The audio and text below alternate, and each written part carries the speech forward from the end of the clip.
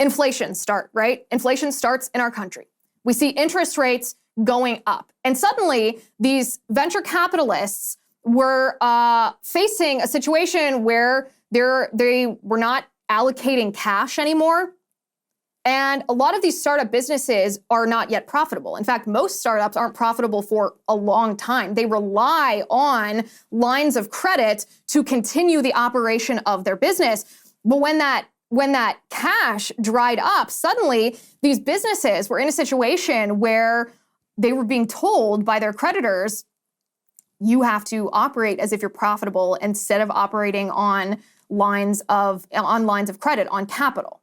And so these businesses, these venture capitalists, suddenly faced a situation where they had to turn to their stash of cash, their operating cash. Their operating cash that, because of the contingencies that these banks put on them to put all of their money in Silicon Valley Bank, if they wanted good terms on their lines of capital, they started withdrawing their operating cash because they were no longer being allocated cash by the bank, right? Because the bank was facing a situation due to high interest rates where they were hemorrhaging money. They owed people who had deposited money at their bank more interest than they were making on the treasuries that they had purchased when interest rates were low.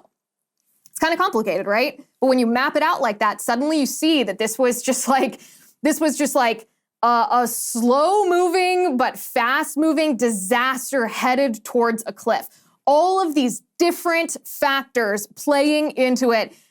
And then you face the politics of the thing, okay? The politics of the thing. So during COVID, governments locked down our states.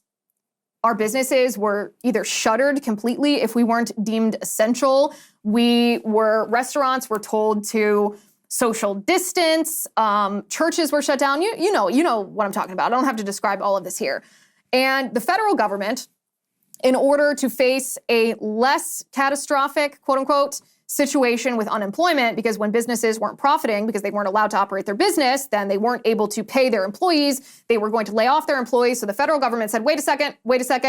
Before you do that, that's going to cause mass chaos. We are going to step in and we're going to bail you out.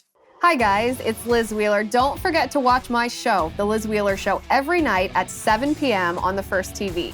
You can download the free First TV app, or you can visit thefirsttv.com/Liz and start watching today.